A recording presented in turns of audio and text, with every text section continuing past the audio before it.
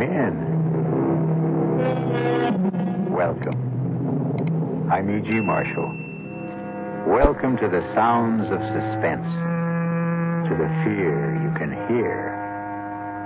Relax and listen to the strange tale of a strange man, though no more strange than anyone who has suffered what you might call a mutilation of the soul. And who of us has not, at one time or another, suffered such a mutilation? What means did we use to restore ourselves? How quickly did we recover? How well did we heal? The answers vary even as we vary. One man's answers are revealed, we trust, in the story which follows. I'm cold. So am I. It's the darkness I mind the most, not to be able to see you. Oh, touch me. That'd help. Oh, my God, where are you? Right here. Right here. I can't find you. Keep talking. Keep talking. I'm here. I can't. Oh, here you are. Oh, darling, don't let go. Never. Oh, never.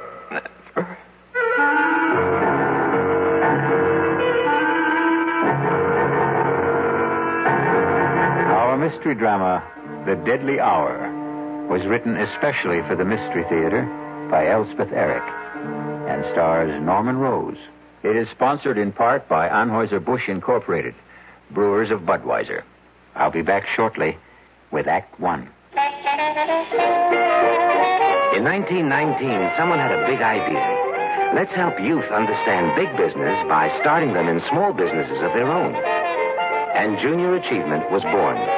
Each group elected a board of directors, chose a product, set up a production line, sold stock, and went into business. That year, 314 students made and sold products and learned the business of business.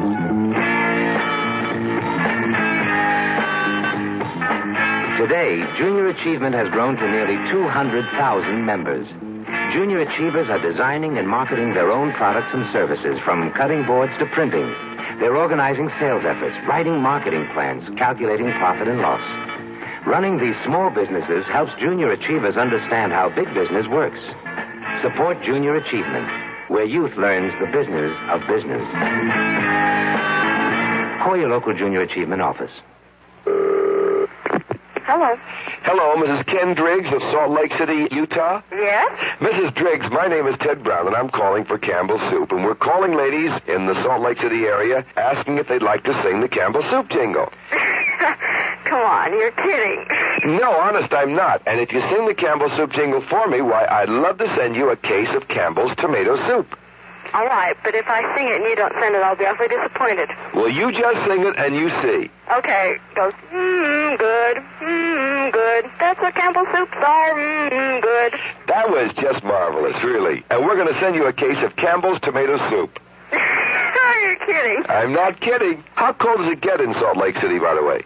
Below zero sometimes. But if you like skiing, you don't mind. Uh-huh. When it does get cold, good hot Campbell soup warms you up. Yeah, that's right. Now, you enjoy yourself, you hear? All right. Bye-bye. Bye. The preceding recorded message was selected from random phone calls.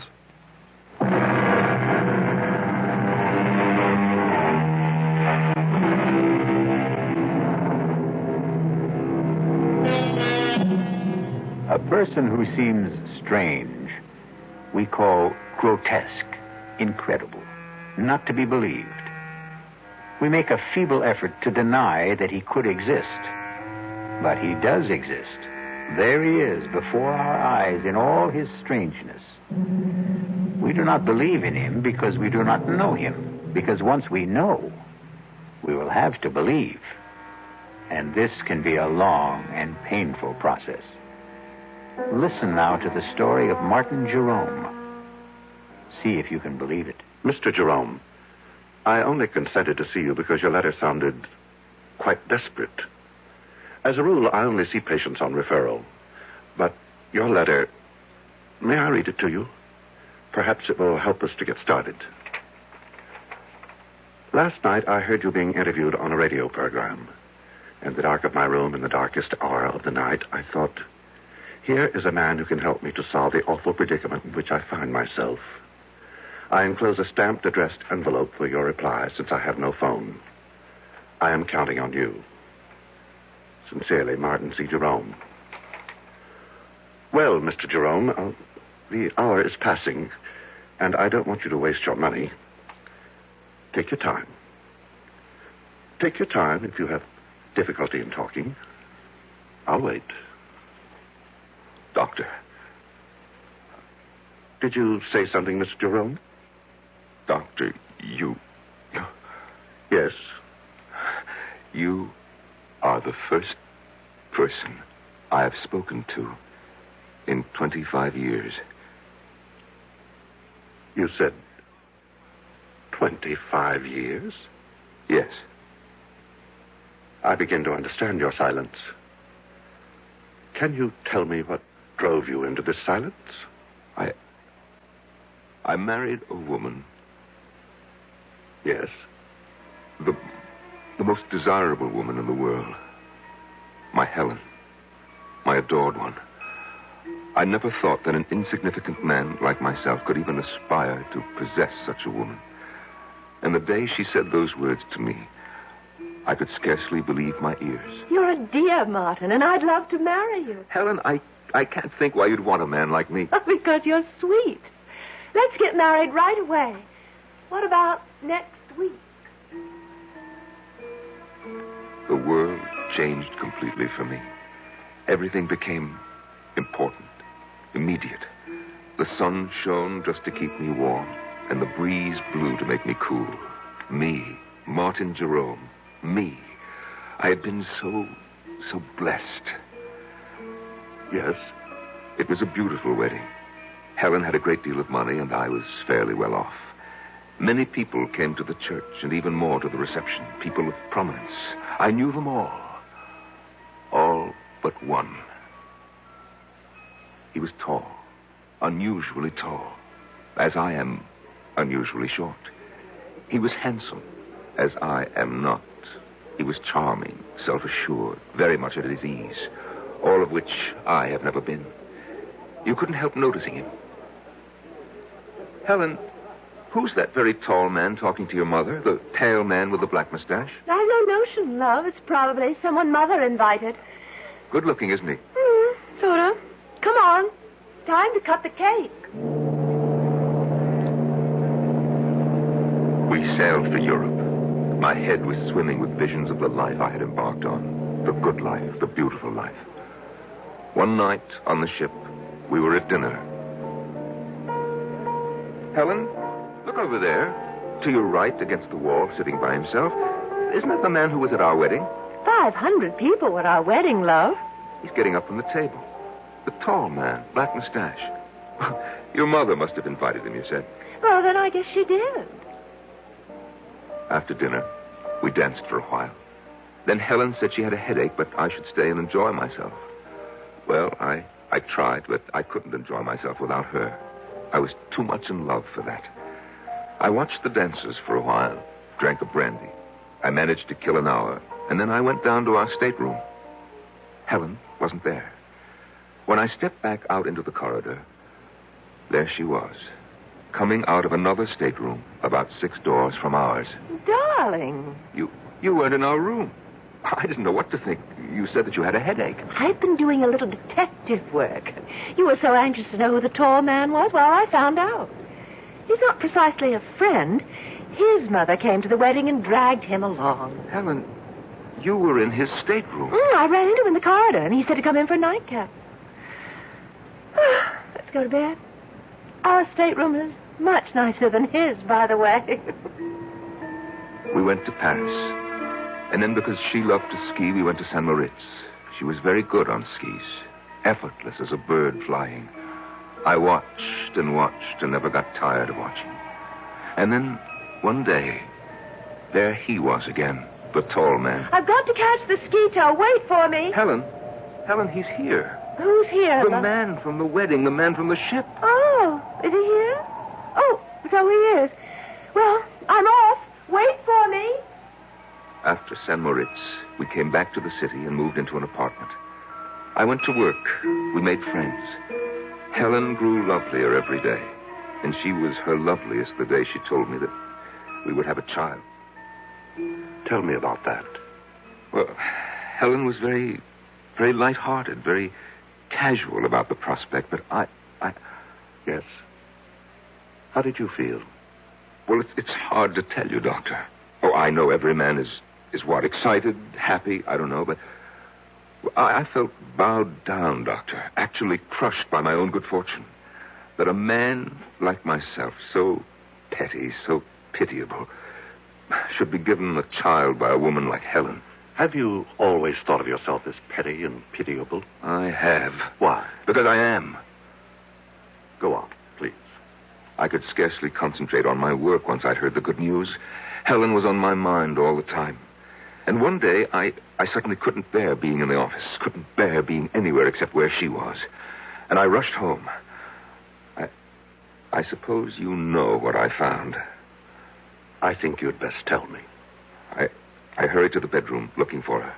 I burst through the door, and in the bed, our bed, there he was. The man from the wedding. From the wedding, from the ship, from the ski tow. He looked at me, standing in the doorway. He said not a word, but his red lips smiled. And then the bathroom door opened, and Helen took a step into the room. Helen, all scrubbed and fragrant. She was wearing something pink. I think it was made of lace. And she smiled, too. While I stood in the doorway, she smiled. And then she said, "Well, love, now you know." And the world rocked, and I felt as though I had died, but I hadn't. I was still standing there. Doctor, I've never told what I just told you to anyone before. Not to anyone? It wasn't simply grief that I felt. It was my pride that had been destroyed. My marriage to Helen had built up a sort of pride. I thought, if she loves me, then I must be something. Oh, it is not a good thing, Doctor, to build your pride on what other people think of you. Or seem to think. No, it isn't. So I cleared out. That was 25 years ago. And I have not said a word to anyone until today. How have you lived? Well, I had a business, import and export. I kept the business, but I dismissed my staff. I had the phone removed and made arrangements to conduct my affairs by mail. I took a one-room flat with a little kitchen, a bed, a chest of drawers, an easy chair with an ottoman. And to one side of the chair, my hi-fi stereo set and my records. To the other side, my books. After my work, I'd sit in my easy chair with my feet on the ottoman, listen to my records and read. Only writers who are dead, however. I'd read till about 10 o'clock, eat a little something, and go to bed. The next morning, go to work all day, and do the same thing all over again. No relaxation of any kind? No enjoyment? Well, vacation in the summer. I shut down the office for 2 weeks and take my vacation. Where do you go? I take a train. 2 trains, actually, and a bus to a little town on the coast called Marsh Hills. You've probably never heard of it. I'm afraid I haven't. No one has. And there's no reason why anyone should. And you spend your 2 weeks in Marsh Hills? Oh, no. No, I merely stable my horse there. You have a horse? About 15 miles from Marsh Hills, Doctor, close to the sea. There's a cave hollowed out of the rock by the waves. And when I get to Marsh Hills, I arrive every year on the same day. They have my horse ready for me, and I ride the 15 miles to the cave, and there I spend my vacation. In a cave? For 2 weeks? Well, I walk. I canter my horse on the beach. I gather what edible herbs there are growing in the rocks. I boil them. They're very tasty, really. And at the end of 2 weeks, I return my horse to the stable and take my bus and the 2 trains back to the city. And you've lived this way for 25 years? Oh, yes. But, Doctor, last summer something happened. I arrived in Marsh Hills as always. My horse was waiting for me, as always. And we started off at a walk for the cave by the sea. There is always a certain excitement when I begin to smell the sea. And I know that soon I shall be out of sight and sound of any human being. There will be only the sea, the sun, the wind, and my cave. It is the most thrilling moment of the year for me. I suppose it's the only one. Soon I will have my solitude. At last, I'm on the sand. My horse feels the excitement as I do. I feel him extend himself. And as we round the last bend in the shoreline, I see it. I see it, my cave, my refuge. But last summer, yes, I pulled my horse up at the entrance to the cave. I sat listening to the rhythms of the ocean. And then, all at once, I heard a sound. A sound that I've never heard before in that deserted spot. And the sound, Doctor, was coming from inside my cave. Never had I felt such anger. I was faint with hatred. I dismounted and I crept to the side of the cave where I knew it sloped to the ground. Quietly climbed the roof. I found a tiny chink in the stone, no more than 1/8 of an inch wide. I put my ear to it. Beneath me I heard laughter and tender words and all the sticky, silly sounds that lovers make. Are you my girl? Oh, so much your girl. How much? This much. I can't hardly see how much is this much. It's too dark in this place. Then come here. Oh, darling, darling love. They were kissing. They were using my sacred sanctuary for lovemaking. I almost fell from the roof of the cave. I struggled to stay where I was, and my feet dislodged a shower of stones. What was that? Sounds like a rock slide. Yes, some rocks in front of the entrance. Lots of them. Hey, maybe we better move them. Oh, we can still get out. Let's stay a little longer. I love this place. All right. I climbed down. My brain was on fire. My whole body was on fire. I had never felt such hatred as I felt then. Not since... Well, Doctor, you know when, I've told you. I took hold of a big boulder. Yes, these skinny arms went round it. This puny body pushed and shoved till it stood against the mouth of the cave, was tight against the mouth of the cave. I heard the voices of the lovers, fainter now from inside. George, it's really dark. Darker than before. Aaron, there's no light at all. I had sealed them in.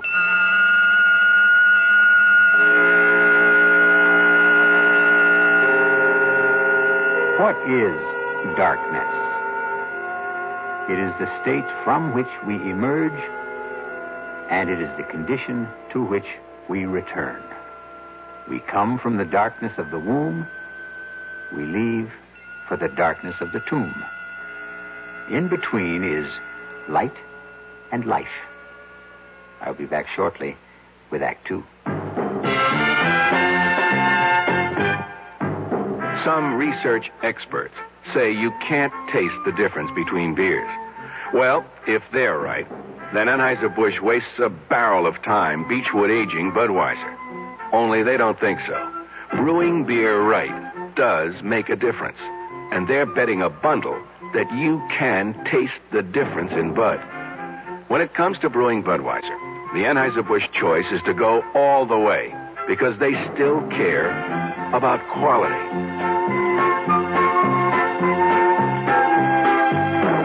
Look at it this way.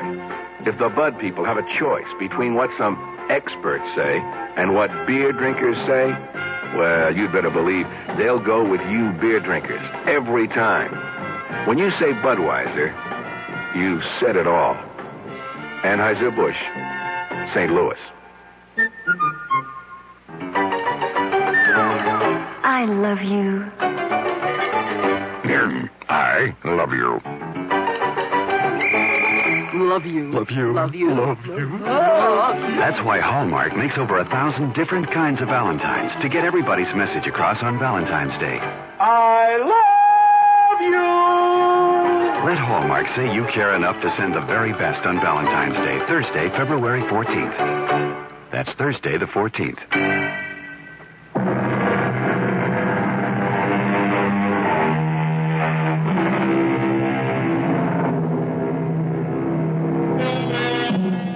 Marvin Jerome, 50 years old, has not uttered a single word to a living soul in 25 years.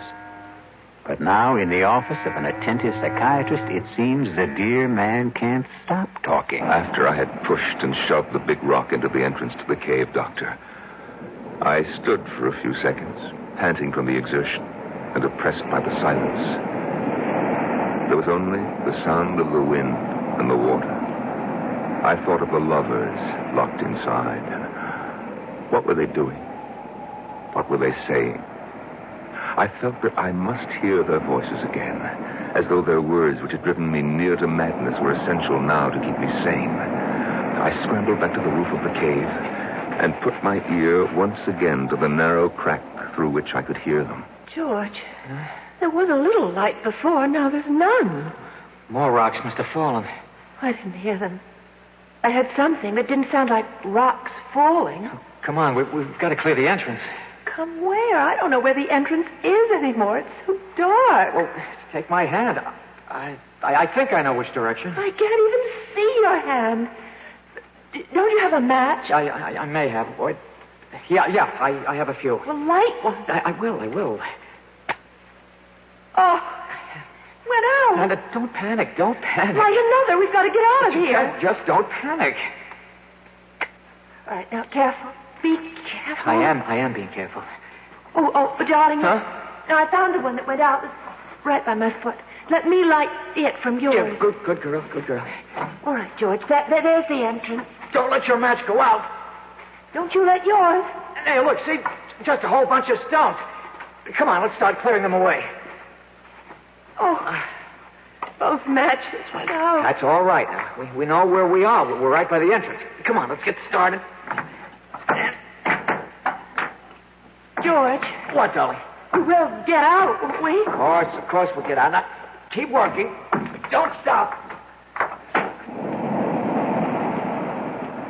At my listening post atop the cave, I heard them, so kindly toward each other, so reassuring, so united in their purpose. I pressed my ear closer to the crack in the cave's roof. I was frantic to hear every word. George, it isn't getting any lighter. Shouldn't it start to get lighter? Yes, it should. Oh, why doesn't it? How should I know why? I'm sorry, darling. Oh, that's all right. Marion. What, darling? We've cleared all the stones away. But there's no light. No. None. Why not? Why isn't there? Because there's something huge. A big boulder, I think, up against the entrance. Oh, move it. I will. It's heavy. It must be huge. Well, how did it get there? It fell from someplace, Lord knows where. Can't you move it? I'm trying. Let me help. Put your shoulder up against it. That's what I'm doing. Can't you see? No, I can't see. Do you think I could? Can you see? I'm sorry. Forgive me. All right, let's try together now. 1, 2, 3. Shove! I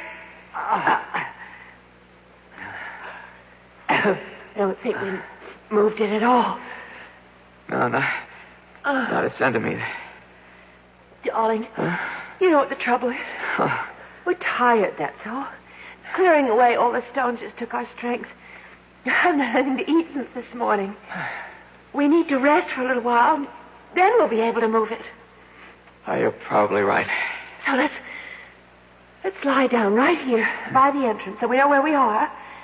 First, I want to light a match. Why do you want to do that? I want to look at your face. Oh. Light it. This is the face I love. This is the face I love. It's dark again. No matter. When we wake up, we'll find our way into the light. Sleep now, my darling. The thought of them lying there. No, the vision of them, for I could see them. The image was so strong.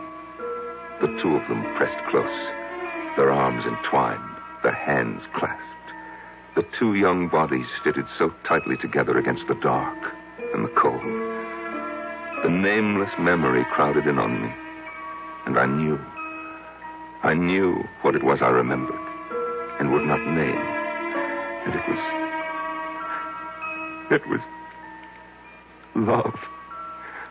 Love. It was love that I remember.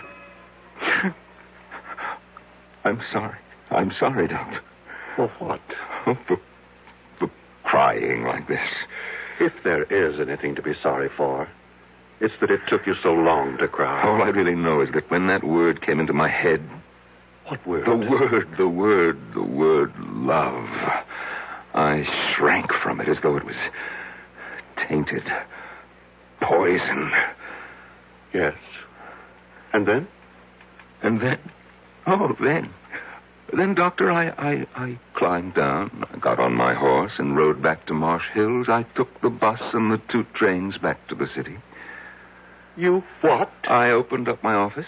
I took the dust covers off the furniture in my flat, and I resumed my old routine. Didn't you ever think of them? I'd shut them out of my mind, just as I'd shut them in the cave. You didn't worry about them or anything? Well, they had each other. Mr. Jerome, I have to tell you, I can't help being shocked. Forgive me. Go on. Well, after a while, the old feeling of loneliness came back. You see, I missed them. Missed them? Yes, it may sound strange. Indeed it does. I began imagining what they might be saying to each other. I couldn't know for sure, of course, but I imagined. I'm cold. So am I. I'm hungry. I can't find you. Keep talking. Keep talking. I'm here. I can't. Oh, there you are. Oh, darling, don't let go. Oh, never. I invented their conversations, of course, but I was fairly sure my inventions were accurate, or nearly so.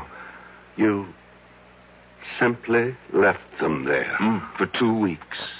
And then I was suddenly seized with the desire to hear their voices once more, before they were silent forever. I closed the office, closed the flat, took the 2 trains and the bus to Marsh Hills. They were surprised at the stable to see me back again so soon, of course, but they saddled my horse and I set off for the cave. The old excitement came back when I started to smell the salt air. There was the familiar thrill which I had looked forward to each summer for 25 years, till they had invaded my kingdom by the sea. Such a tiny kingdom, a cave no bigger than a tool shed, with no comforts, no conveniences, and they had taken it away from me. On the sand at last, we round the last bend, and I see it. My cave, my refuge. And even from a distance, I can see that the big boulder still stands wedged into the entrance. What did you do then, Mr. Jerome? I dismounted. I climbed to the roof of the cave. After all, I had made the long and rather arduous trip to hear their voices once more, if I could. I crouched down. I put my ear to the narrow crack. And were they still alive? Oh, yes. Yes. Weak, of course, but alive. Oh, yes, they were still alive. Are you all right, George? Yes. Are you? I'm all right. If we only had something to eat. Anything. Don't think about it. You think there's any use trying to move that big rock again? No. I guess you're right. Well, we've got about a third of the energy we had to start with. We better save whatever we've got. Save it for what, George? I don't know. I know. For when somebody finds us, it's possible, isn't it, for somebody to find us? Of course. Oh, George, I'm thirsty. Can you find the place where that trickle of water runs down the side? I think so. Feel along the cave wall to your right. It's so black in here. You should be there by now. Light the match. No, it's the only one we have. George, wasn't there sort of a ridge, an indentation where the water trickled down in some moss? That's right. Well, I think I found it. Oh, good. There's no water. There must be. There isn't. Then you're in the wrong place. Didn't you find it? You're so smart. I know exactly where. It's about here. I remember this. It ought to be right here. Yes, it ought to be, but it isn't. It ought to be, but it isn't. Marion, shh. There's no food. Now there's no water.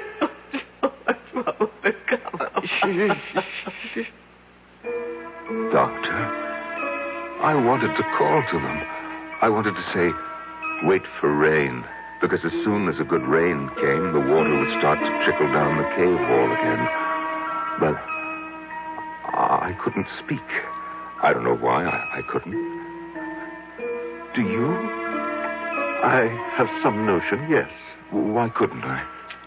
I'd rather you told me the rest of the story first. All right, Doctor, if you say so. Well, they must have gone to sleep after that. I think they probably slept a lot. I know that I didn't hear anything more after that until much later. I wonder what day it is. Well, it was Saturday when we came down here, wasn't it? Yes.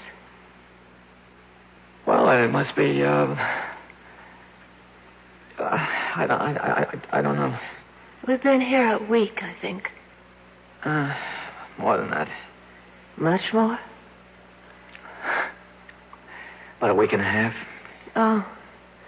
You think it's Wednesday? Or... I think so. If it's Wednesday, then we've been here 11 days. Something like that.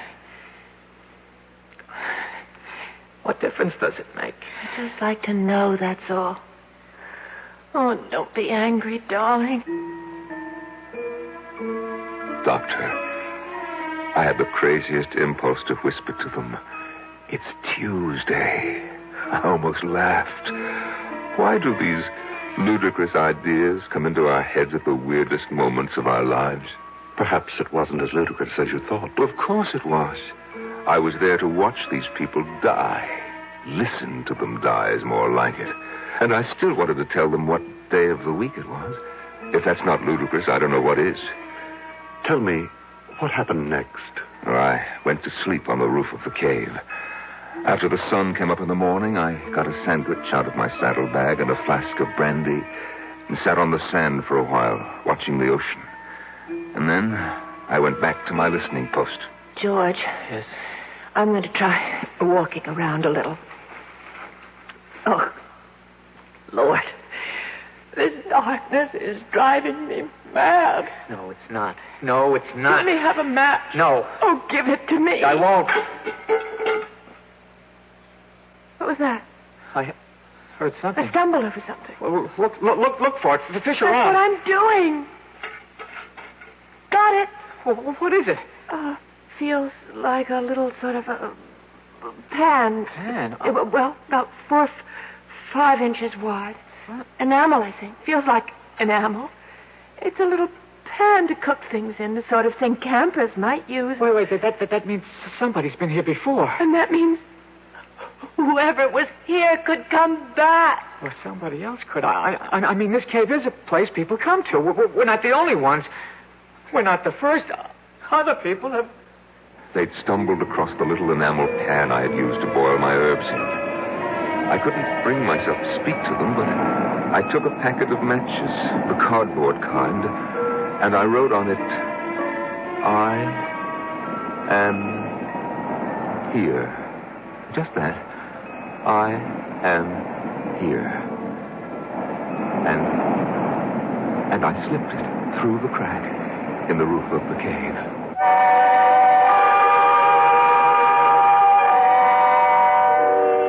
Three little words. I am here. I suppose the most cherished trio of words in our language consists of I love you. But surely there are times of trouble when I am here is even more welcome. I'll be back shortly with Act 3. And now another tale of the ball and chain. At Kellogg's Special K presents Last Tango in Pittsburgh. There I was at Raoul's All-Night Tango Lounge. My little orchid, will you tango with me? It was Raoul. You're a splendid dancer. But what was that? I was what? That sound effect. Oh, I'm a few pounds overweight, and this ball and chain points out how my extra weight can get in the way. I'm pointing you back to your chair. Our heroine decided to lose that extra weight. She exercised and ate smart at every meal, starting with a Special K breakfast. A bowl of Special K, skim milk, tomato juice, and coffee. It's less than 240 calories, 99% fat-free, and 100% delicious. After a while, she was rid of the ball and chain and back at Raoul's. Darling, you're looking fantastic. What a happy ending. What ending? We're just getting started. Raoul, get lost. Your happy ending could begin with the Kellogg's Special K breakfast. And that's another tale of the ball and chain. Give your hand to a friend. Give your heart to your heart. Give your coat to contact. The sooner the better. Hey, I'm back. How's that cold? Rotten. Get the contact? I got everything. Contact, cold tablets, and this liquid. Oh, no. Honey, it's all cold medicine. Well, sure, but it only takes one contact for up to 12 hours continuous relief from sneezing, drips, congestion. For that, I'd need 6 of your cold tablets. 2 every 4 hours. Or 3 ounces of nighttime liquid. 1 every 4 hours. Or just 1 contact. The tiny Tide pills do it. Well, it's all cold medicine. Those others contain antipyretic analgesics. The liquid, antitussive, and alcohol. They're not in contact. 6 or 3 or 1. I'd choose the 1 contact. Me too. And I'm the one with the cold. Give your cold contact. The sooner the better. 6 or 3 or 1. When you catch a cold, take contact. Only as directed.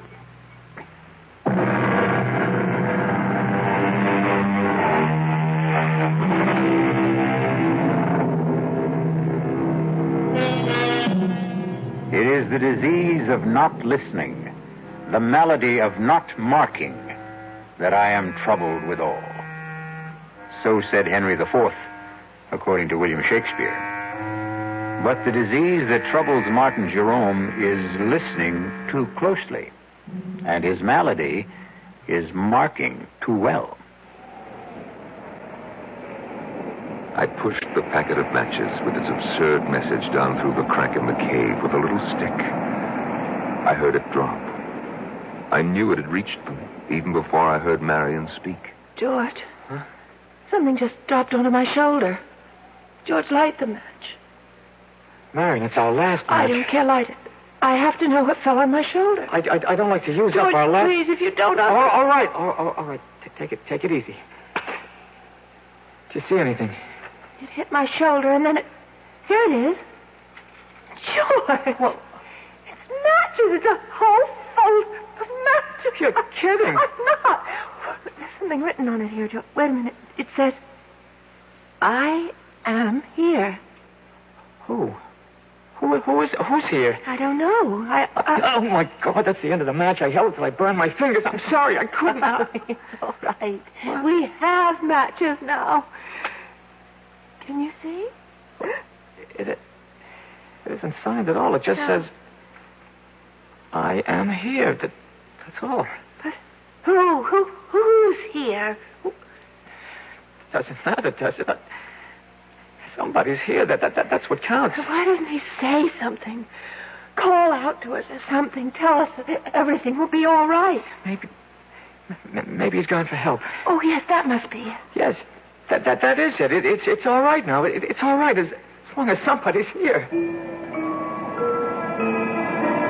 I couldn't stand their joy over my simple-minded message. They seemed like silly children, as silly as I felt myself. For I hadn't the faintest notion what I was going to do once I had made this strange contact with them. I climbed down and sat on the beach staring at the water until I fell asleep. I must have slept the rest of that day and all night because it was the sun coming up behind the horizon that woke me. I went back to the cave, climbed to the roof, and put my ear to the crack. George, I can't stand it. Where is he? How should I know?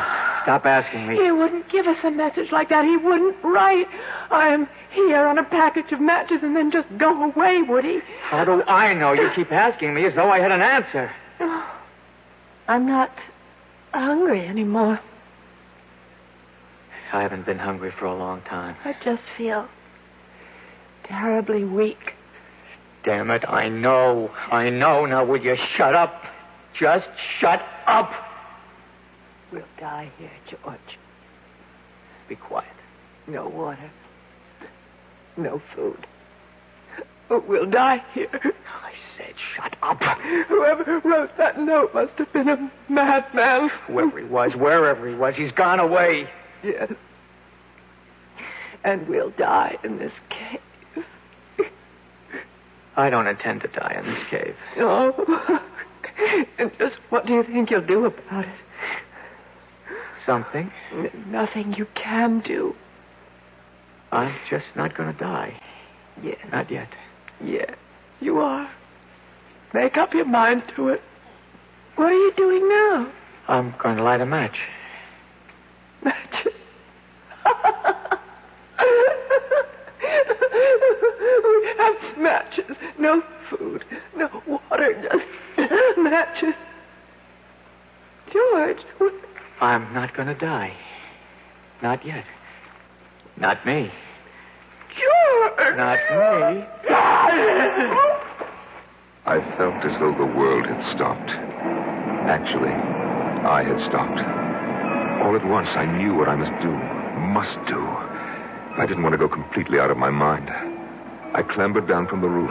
I ran to the cave entrance. I tried to move the big boulder that blocked it. I knew even before I tried that I wouldn't be able to do it. But my mind was working brilliantly. I ran to where my horse's saddle and bridle lay on the sand. And after taking it all apart, I began working to put it together again for a new purpose. Oh, I used everything. The girth, the reins, the stirrup leathers. And in an hour, I had fashioned a crude device. I led my horse to the cave entrance. Somehow, I wrapped the girth around the boulder and made it firm.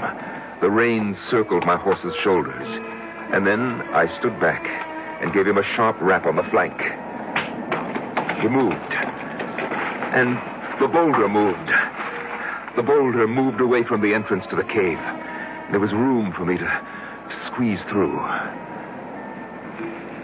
Just inside, I found them. She lay there in a faint.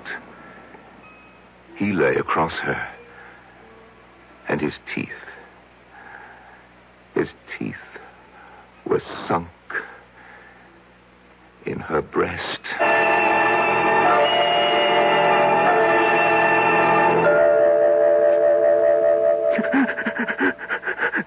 Mr. Jerome, would you like to wait till another time to tell me? No.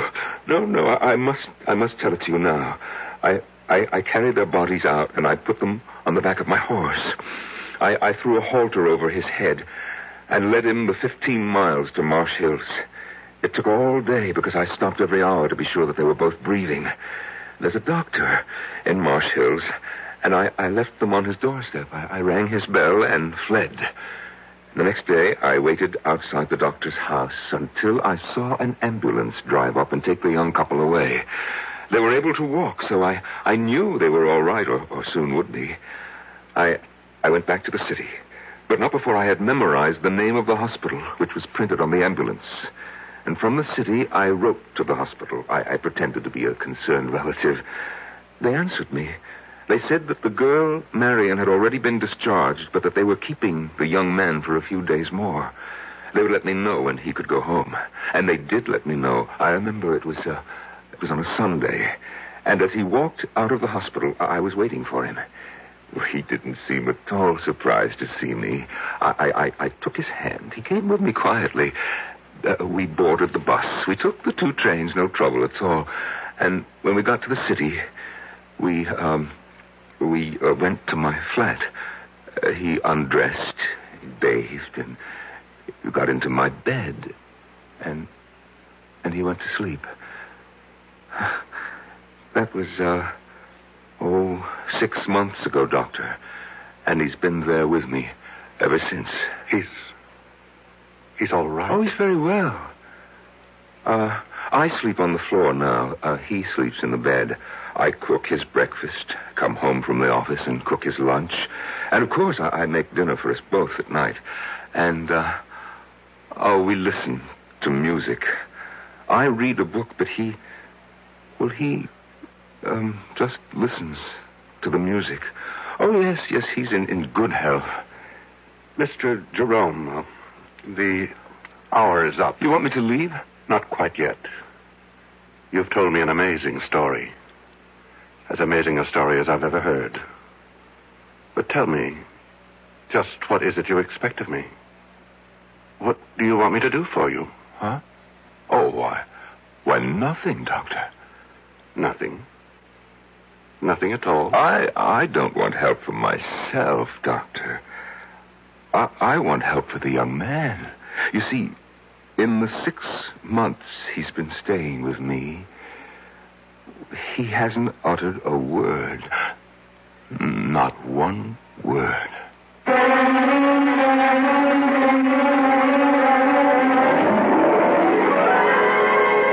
see the doctor, young man. Yes, George, he can help you to unburden yourself. He will make the words pour out in full confession, and you'll feel the better for it. Why, look what he has just done for Martin Jerome. As the deadly hour passed. I'll be back shortly. Young I may be, but still I'm a man. Just turned 18, and I'll do what I can to find me a place where I can be me. Get ready for life and be free at the sea. Where do I go from here? Oh, where do I go from here? I finished school, but what lies ahead? Don't want to get trapped, want to feel free instead. All over the world, there's so much to do. The call of the sea, don't you hear it too? Where do I go from here? Oh, where do I go from here? What about the new Navy? You'll get your chance at success, learn an exciting job, and see the world. Call toll-free 800-841-8000. That's 800-841-8000. Or see your Navy recruiter. Be someone special in the new Navy. I know where I'm going from here.